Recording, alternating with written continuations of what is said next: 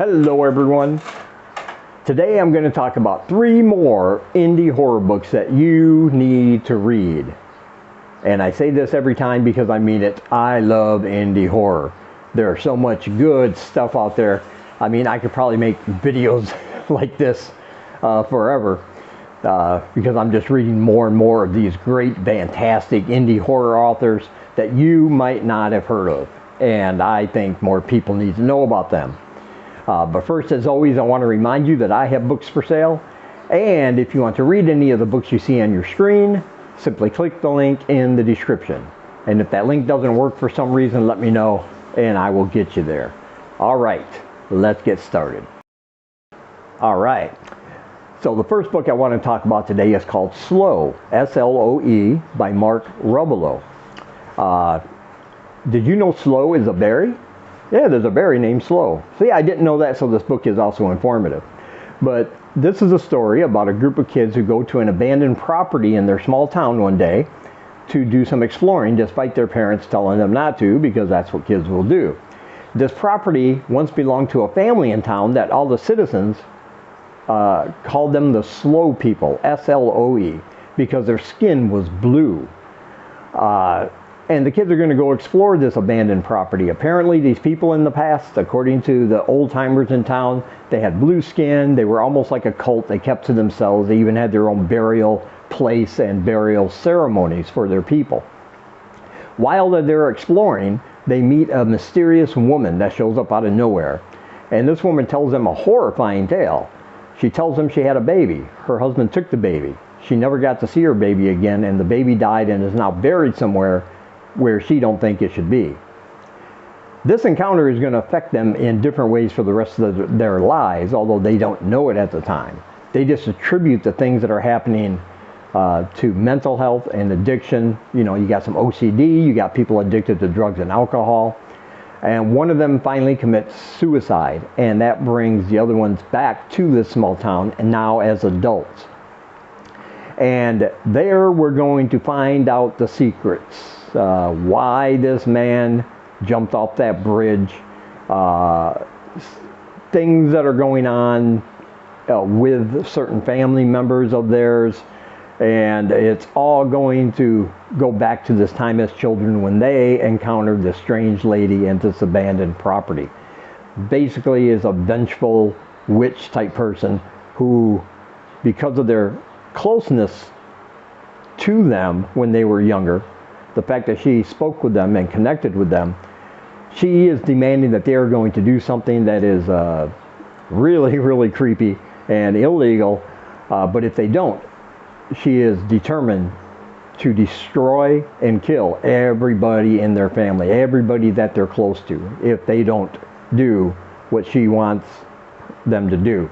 And our main protagonist, she also has a mother in town, and her mother is getting worse health-wise, and the mystery of this is whether it has something to do with this witch, with this encounter, or is it mental illness? Is it just an old woman's health deteriorating? Well, we're going to find out that there are secrets here, and things are going to get really creepy really fast. This is a very effective, well-told horror story, and it's coming out on August 3rd, I believe. There is a pre-order link in the description along with all the rest of these books, and I cannot recommend this one enough. This is just a fantastic, well-paced story that'll have you wanting more as we dig into the secrets of these slow people and what it all means to these kids who are now adults. And yeah, things are going to get pretty grim and pretty bloody also. And as a horror fan, you are going to love that. So pick up your copy of Slow by Mark Rubelow. And next we have a book. This is a horror comedy called Slasher Witch at the Water Park by Penny Moons. This is, the preface of this book is very short and simple. She says, this is a goofy, over-the-top slasher story set in a water park. Don't take it too seriously. It's tongue-in-cheek.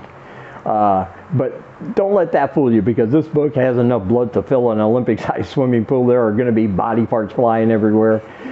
And it's also got this great dark sense of humor running through it, you know. And it's basically about a bog witch who is for centuries now has been sleeping in her swamp.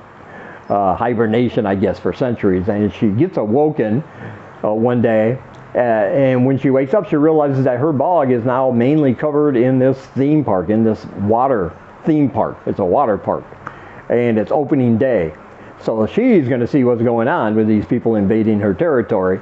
And she is covered in seaweed and algae. She stinks, and she starts causing a ruckus in the park. A security guard escorts her out, and she is not having any of that because this is her park. So she sneaks back in and uses her witchy powers to start causing all kinds of mass destruction among the guests there.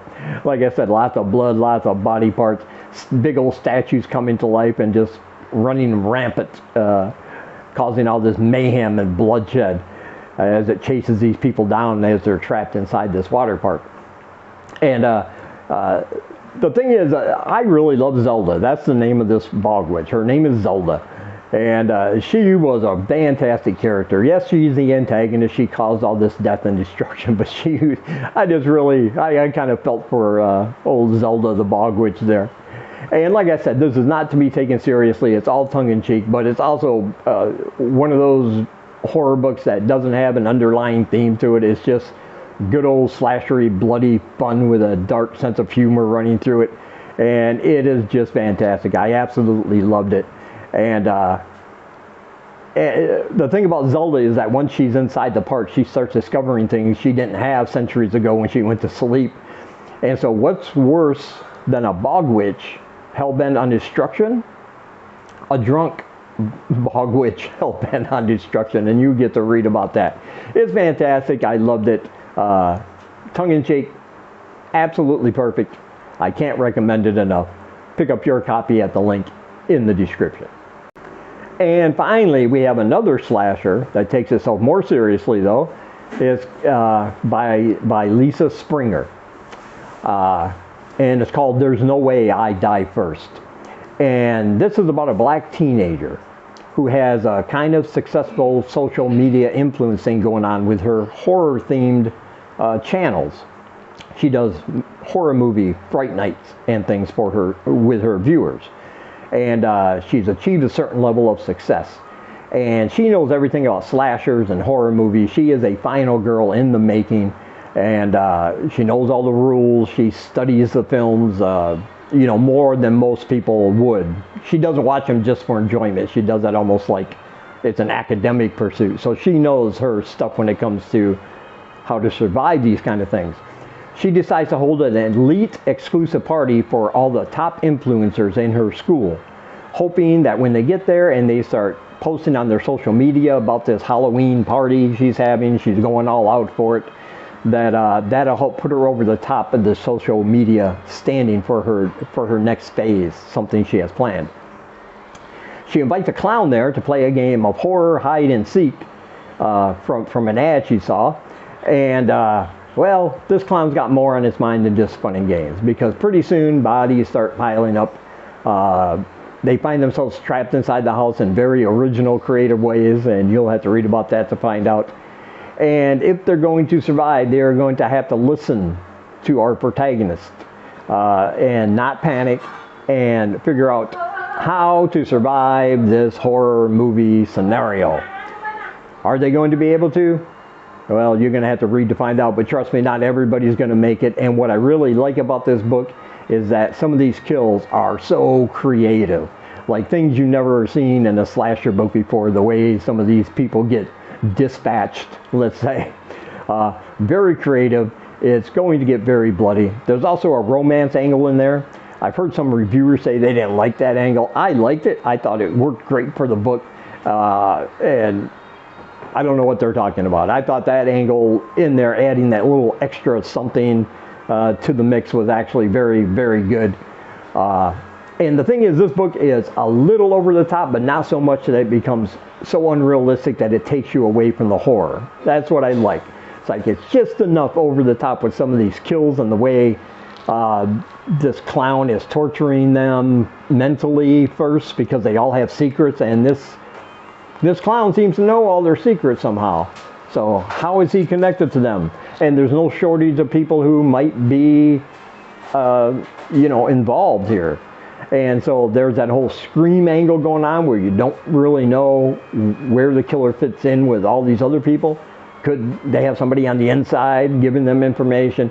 It's just great. You got that mystery, you got a lot of blood and gore, and a lot of really tense scenes as they're trying to escape this serial killer and trying to find a way to get out of that house alive. This is a fantastic book. I really loved it. It's a go from almost the very first page, and it just never stops. And it is fantastic, and I highly recommend it. I believe that one's coming out on September 5th. And of course, like with all the rest, there is a pre-order link in the description. All right, so there's 3 more indie horror books that I think you need to read in your life. You got different themes, different subjects. One is more lighthearted. The others are more serious and supernatural and bloody and gory. And I think you will love all 3. And as always, I want to say thank you for taking some of your time, spending it here with me. I really appreciate you guys watching. And until we meet again, keep reading spooky, my friends.